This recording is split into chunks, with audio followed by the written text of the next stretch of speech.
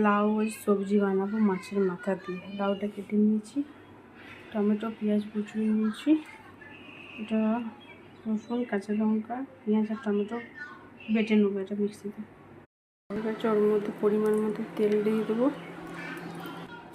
5 ফোড়ন, একটা শুকনো লঙ্কা, যে পেঁয়াজটা কেটে রেখেছিলাম পেঁয়াজটা লাল করে ভেজে নিয়েছি। পেঁয়াজটা হালকাভাবে ভেজে নিয়েছি, বেশি লাল করবো না। এর মধ্যে আলুটা দিয়ে আলুটাকে ভেজে নেবো লাল করে।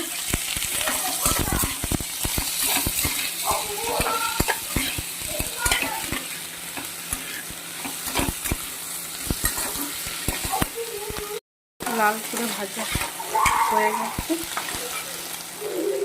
রসুন আর কাঁচা লঙ্কার পেস্টটা দিয়ে দিই, একটু ভেজে নেব। হলুদের গুঁড়ো, ধনে জিরে গুঁড়ো, শুকনো লঙ্কা গুঁড়ো,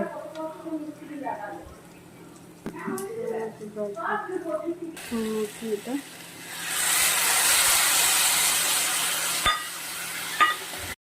ভালো করে মশলাটা কষিয়ে নিলাম। এর মধ্যে কেটে রাখা লাউটা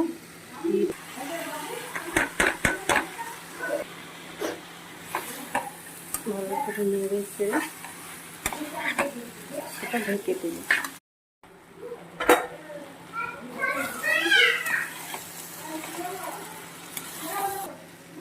পরিমাণ মতন লবণ, কুচানো টমেটোটা এর মধ্যে দিয়ে দিলাম।